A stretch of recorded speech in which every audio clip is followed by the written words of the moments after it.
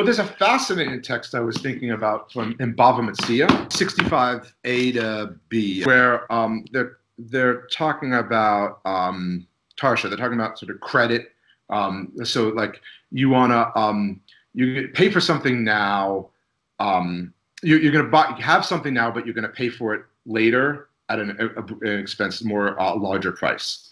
So Rav Papa talks about how he would give it towards beer, and he would sell you beer now, and because he says, you know, I can sell it to you now because you can have it now, but I could hold off because beer can hold off, and I could sell it later at a higher price. So I'm allowing you to derive benefit from it now, but pay me for it at the higher price later. The problem with that is the rabbis usually prohibit this because it's an unethical business practice. You're basically the hurricane's coming, so you raise the gas prices, right? Like this is a fundamental problem in economics, right?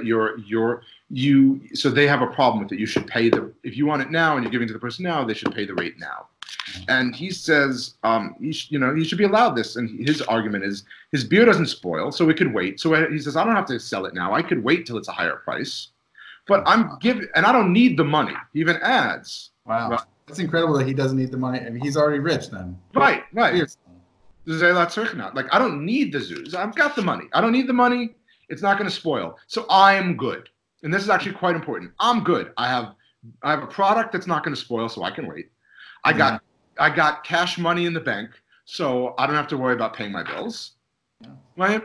So I'm doing the buyer a favor. I'm letting the buyer have access to this, right? And then Rav Sheshet comes in and says, look, like, yeah, from your perspective, it's good, but what about the poor schmuck, literally the poor schmuck, who's trying to get beer, and you're charging exorbitant rate for it? Like, you're thinking from your 1% worldview, and they're saying we need to think from the 99% worldview.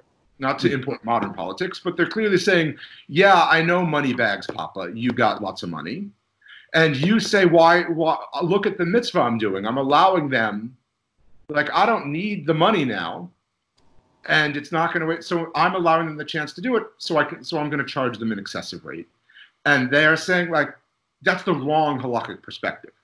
So that's another instance where beer is the mechanism, but I think there it's less about the beer and more about the business. Exactly.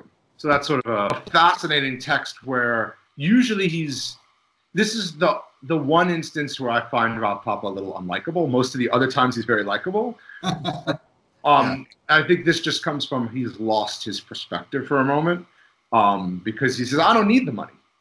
And Sheshet's like, yeah, I know you don't need the money, but not everyone is like you, is kind of what comes out. Yeah.